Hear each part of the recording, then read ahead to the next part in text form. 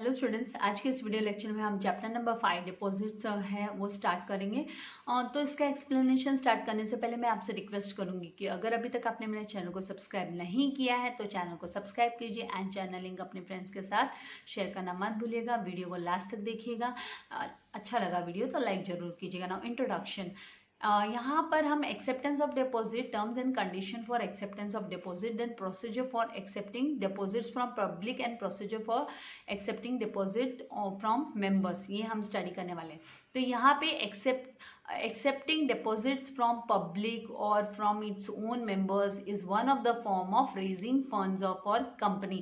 Company ये भी है ना, कंपनी का एक तरीके से फंड रेज करने का एक तरीका है कि वो है ना डिपॉजिट्स है ना वो एक्सेप्ट करती है। तो it is a cheaper to raise funds through deposit. अगर है ना डिपॉजिट्स के थ्रू अगर फंड रेज करना है तो ये है ना कॉस्टली नहीं है, ये चीपर पड़ता है कंपनी के लिए, ये एक्सपेंसिव नहीं होता है। Moreover there is no dilution of control, यहाँ पे कोई कंट्रोल भी नहीं होता है as it is type of short term, क्योंकि ये शॉर्ट टर्म टाइप का लोन हो गया। कंपनी जो है ना रेज करती है, इट इज अ लोन जो कंपनी है ना रेज करती है पब्लिक से और अपने मेंबर से। However accepting deposits can be risky, ये रिस्की हो सकता है option for a company in case of defaults in repaying the deposits. ये कब रिस्की होता है? तो ये है ना डिपॉजिटर्स के लिए ये रिस्की हो सकता है कि अगर कंपनी है ना उसका पेमेंट ना कर पाए, लोगों को पैसा वापस ना कर पाए। तो मीनिंग एंड डेफिनेशन जो पब्लिक डिपॉजिट का है वो हम चैप्टर नंबर 2 में भी डिस्कस किए थे। तो इन दिस चैप्टर हम इस चैप्टर में हम लर्न करने वाले we will learn which companies can collect deposits, कौन कौन सी कंपनीज है जो है ना डिपॉजिट्स कलेक्ट कर सकती है, the terms and conditions to be fulfil, कौन से टर्म्स कौन से रूल्स एंड रेगुलेशंस है वो उनको पूरे करने पड़ते हैं, एंड प्रोसीजर क्या है कलेक्ट करने का डिपॉजिट्स। मेंबर से प्रोसीजर क्या है अगर कलेक्ट करना है, मेंबर से उनके जो कंपनी के मेंबर्स है जो इक्विटी शेयर होल्डर्स है उनसे अगर कलेक्ट करना है तो क्या प्रोसीजर है, या वो पब्लिक से कर रही है तो उसका प्रोसीजर क्या है। या यहाँ पे acceptance of deposit, acceptance of deposit का मीनिंग ऑल कंपनीज, सारे के सारे कंपनीज एक्सेप्टिंग डिपॉजिट्स, वो डिपॉजिट्स एक्सेप्ट करते हैं, शॉर्ट टर्म लोन रेज करते हैं। एक्सेप्ट खाली कौन नहीं रेज कर सकता? तो अब बैंकिंग कंपनी, कोई भी बैंकिंग कंपनी लोन नहीं ले सकती है पब्लिक से या अपने मेंबर से। और नॉन बैंकिंग फाइनेंस कंपनी, जो नॉन बैंकिंग फाइनेंस कंपनी, जो फाइनेंस कंपनीज होती है वो लोग नहीं ले सकती है। सिंपल शब्दों में जो है ना फाइनेंस कंपनीज है जो बैंक से रिलेटेड नहीं है, जैसे है ना DHFL वगैरह था, आपने नाम सुना होगा, तो वो लोग नहीं ले सकते हैं लोन लोगों से। Now a housing finance company जो हाउस लोन देती है वो भी नहीं ले सकती है ना। Then fourth one, such other company as the central government will specify, और कोई कंपनीज जो अगर सेंट्रल गवर्नमेंट स्पेसिफाई करती है have to comply with the provisions, उनको प्रोविजंस रूल्स फॉलो करने पड़ते हैं। सेक्शन पहला क्या है, section 73 to 76 of companies act, 73 to 76 of companies act 2013 उनको फॉलो करना पड़ता है। Then companies acceptance deposit rule 2014, and then directives, जो डायरेक्टिव्स प्रोवाइडेड किए गए, जो गाइडलाइंस इशू किए गए हैं, RBI ने जो गाइडलाइंस दिए हुए हैं regarding the acceptance of deposit, तो ये कंपनी को हम फॉलो करने होते हैं। Now directives means official instructions, जैसे हम बोलते हैं guidelines, official guidelines given by the Reserve Bank of India. Now flowing chart, ये नीचे जो चार्ट दिया वो फ्लो चार्ट है, जो company can collect deposits from members and from public से एंड मेंबर से वो कलेक्ट कर सकते हैं। तो acceptance of deposits, acceptance of deposit में फ्रॉम मेंबर्स से कलेक्ट करने का, तो प्राइवेट कंपनी भी ले सकती है, public company other than eligible company, and then eligible public company भी यहाँ पर ले सकती है। एक्सेप्टेंस मतलब इशू कर सकते हैं, एक्सेप्टेंस ऑफ डिपॉजिट से वो फंड रेज कर सकते हैं। From public company, acceptance from public से किस तरीके से कर सकते हो? तो एलिजिबल पब्लिक कंपनी कर सकती है और गवर्नमेंट कंपनी खाली पब्लिक से ले सकती है, other than eligible public company नहीं ले सकती है। ओनली एलिजिबल पब्लिक कंपनी यहाँ पर रेज कर सकती है फंड पब्लिक से। Now private company and a private company can raise fund via accepting deposits from its members. Who are the members? Members are the equity shareholders of the company, and the directors of the company, and the relatives of the directors of the company. So the private company can raise fund via issuing via accepting deposits. Now next is what? Public company other than eligible companies. These companies can accept deposits from its members and the directors. These can only accept deposits from its members, from its equity shareholders, and from the directors. And the eligible public company, which are the eligible public company? These companies can accept deposits from their members and also from the public. They can take from both. Eligible companies can raise fund from their members as well as from the public. And eligible public company means a company having, which are the eligible company. What does eligible company means? So an eligible company have a must have a net worth of not less than 100 crore. 100 crores net worth should be there, at least, not less than means at least 100 rupees 100 crores net worth should be there. And the turnover of not less than, its turnover should not be less than rupees 500 crores. Its turnover means the sales should not be less than 500 crores, and which has obtained, and the company which has obtained prior approval, the company which gets the prior approval, prior consent from its shareholders through special resolution. They have to pass a special resolution for accepting public deposits. And once the shareholders, the equity shareholders of the company give their acceptance, when they agree for this, then only they can raise fund via accepting public deposits. Now what does net worth mean? So the total paid up capital, it is a total paid up capital plus free reserves plus security premiums account after deducting accumulated losses.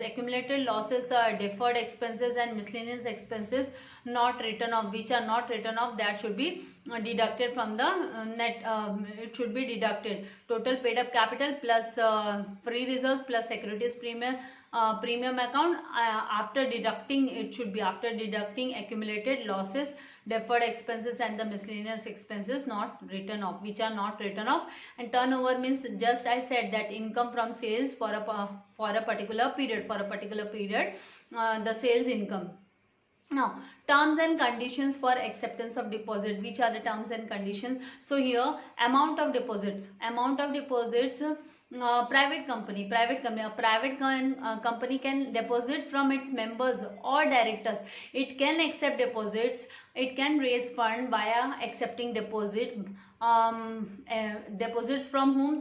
From members, from shareholders, from directors or relatives of the directors. Not more than 100% of its aggregate of paid up share capital.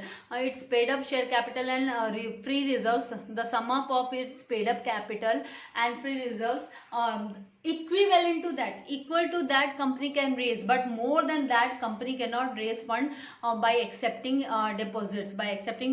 However, certain class of private companies, as specified by the Companies Act, certain classes are specified under the Companies Act that they can accept deposits more than 100%.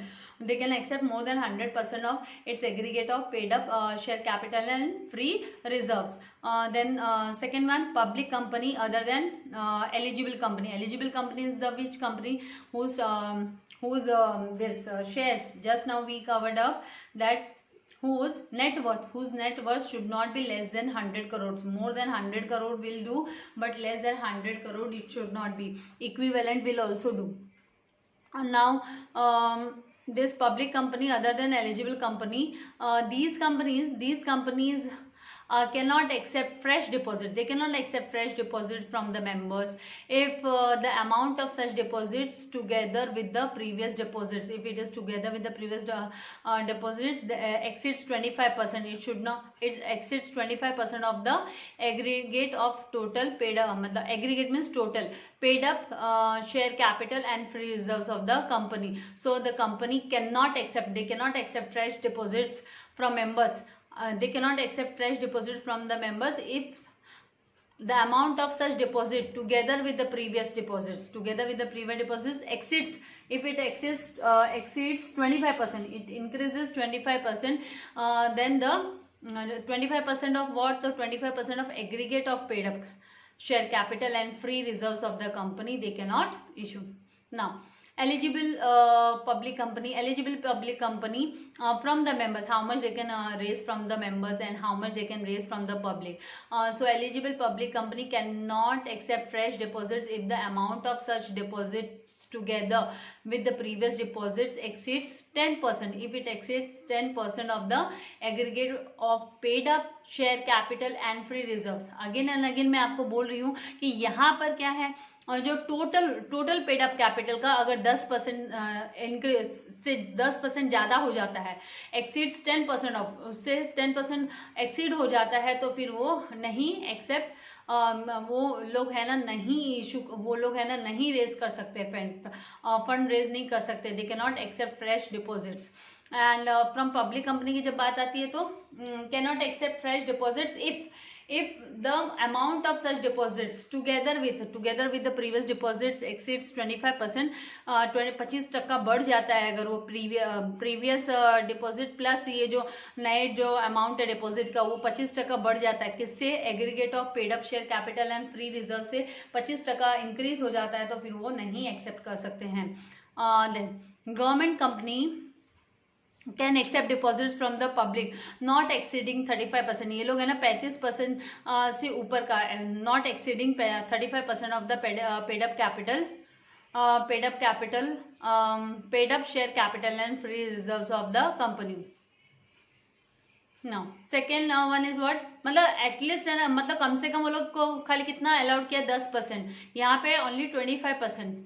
अगर इससे 10% से ऊपर हो गया और 25% से ऊपर हो गया तो वो लोग नहीं रेज, मतलब वो फंड रेज नहीं कर सकते हैं. फिर वो कम, मतलब मैक्सिमम जो इसको ये दी है, स्लैब दी है, वो 10 यहाँ पे 10% और यहाँ पर 25%. नाउ पीरियड और टेन्योर ऑफ डिपॉजिट्स क्या होना चाहिए, तो यहाँ पर no deposit can be accepted और renewed which is to be repaid within a period of 6 months. उसको हम रिन्यू नहीं कर सकते हैं, and more than 36 months, more than 36 month का नहीं हो सकता. तो 6 month से लेकर 36 month का जो पीरियड दिया हुआ है, 6 to 36 months का, तो उससे ज़्यादा का नहीं. No deposit can be accepted और renewed which is to be repaid within होना चाहिए, वो 6 months से लेकर 36 months के बीच का होना चाहिए. Now, in certain circumstances, मतलब सिचुएशन, अ कंपनी में एक्सेप्ट डिपॉजिट्स, कंपनी है ना एक्सेप्ट कर सकते हैं deposits repayable earlier than 6 months, 6 महीने से पहले ही वो रीपे करे, ऐसा डिपॉजिट भी वो इशू कर सकती है. मतलब meet it short term needs and such deposits must have a tenure of minimum 3 months. तो उस केस में 3 महीने का जो टाइम लिमिट है वो 3 महीने का रहता है डिपॉजिट्स के लिए. And the amount of such deposits, और ये ऐसे वाले डिपॉजिट्स का जो अमाउंट है ना वो मोर देन 10% नहीं होता, वो 10% से ज़्यादा नहीं होता. मैक्सिमम जो दिया है स्लैब वो 10% का दिया है. Aggregate of paid up share capital and free reserves का टोटल का खाली 10% ही मैक्सिमम वो कर सकते हैं, मतलब कंपनी रेज कर सकती है फंड.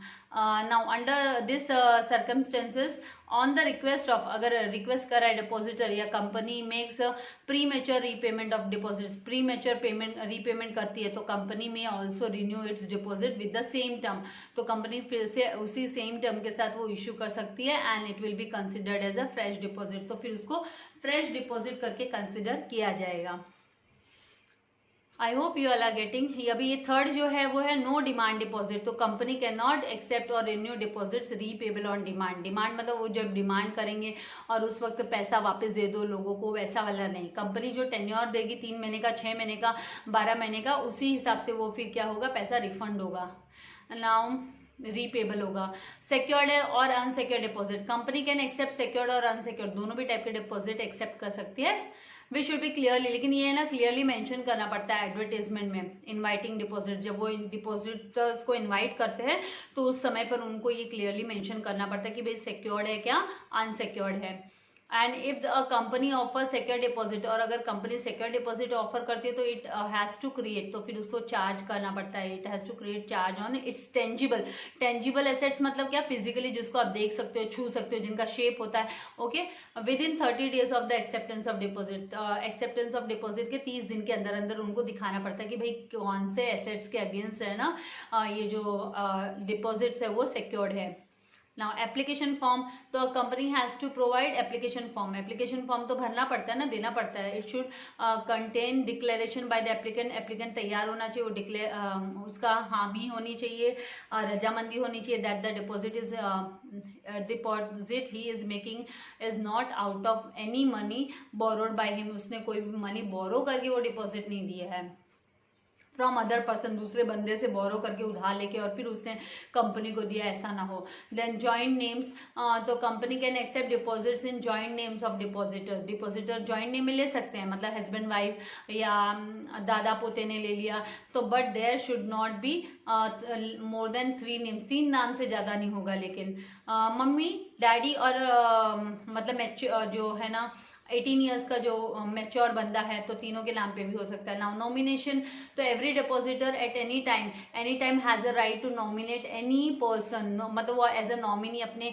बंदे का नाम लिख सकते हैं कि even event of death of the depositor, अगर मान लीजिए उसकी डेथ हो जाती है डिपॉजिटर की, तो वो अपनी वाइफ को नॉमिनी बना के जाएगा, अपनी माँ को नॉमिनी बना के जाएगा, तो नॉमिनी पहले से ही मतलब नॉमिनी का फॉर्म भरना होता है। नाउ सर्कुलर ऑफ और एडवर्टीजमेंट, तो लोगों तक कैसे पहुंचेगी ये बात, ये सर्कुलर लोगों तक कैसे पहुंचेगा, तो इसमें काफ़ी क्लोजर्स है, तो मुझे लगता है काफ़ी क्लोजर, वीडियो काफ़ी लेंदी हो जाएगा, तो यहाँ तक ही मैं आप लोगों को पॉइंट है ये जो वो कवर अप कराती हूँ। 8 पॉइंट से है ना, मैं आपको नेक्स्ट वीडियो में मैं अपलोड कर दूंगी, तो आपका यहाँ 7th पॉइंट तक मैं एक्सप्लेन मैंने कर दिया है, तो इतना पॉइंट्स आपको है ना रिवाइज कर लेना है। तो आई होप आपको इतने पॉइंट्स समझ में आ गए होंगे।